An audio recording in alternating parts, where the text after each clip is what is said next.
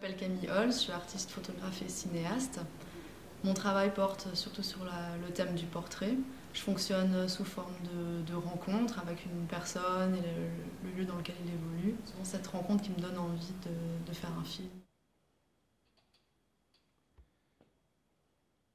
Pour l'instant, dans mes différents films, courts-métrages ou longs-métrages, j'ai plutôt travaillé déjà sur le portrait, en particulier sur l'adolescence, en milieu rural, évoluer mes personnages, les voir se transformer.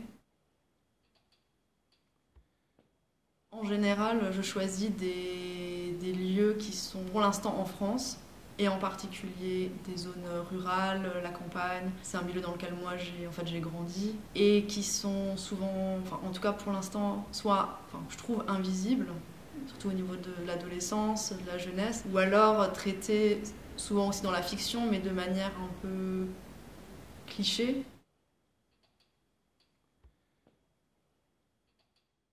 Déjà, pour se lancer dans un premier projet, je conseillerais déjà d'utiliser déjà ce qu'on a sous la main. Ça sert à rien forcément de se dire il me faut une caméra que j'ai pas, okay.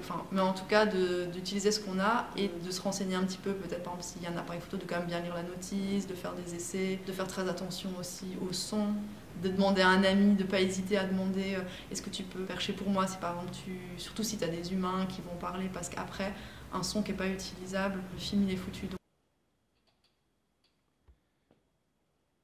Quand j'ai moi-même débuté en documentaire, j'aurais quand même aimé qu'on commence un peu aussi à m'expliquer que même si on fait du documentaire et que c'est la vraie vie, on se base sur des faits réels, il y a quand même de l'écriture.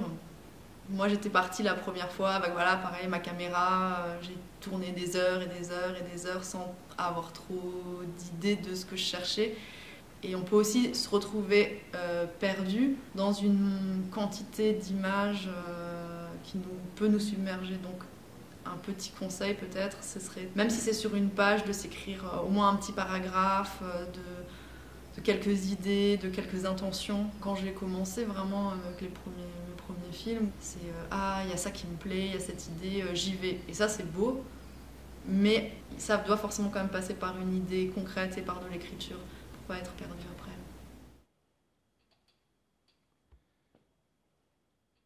Un documentaire, et c'est le premier dont je parle souvent, qui m'a vraiment marqué, bouleversé, s'appelle Dans la chambre de Vanda.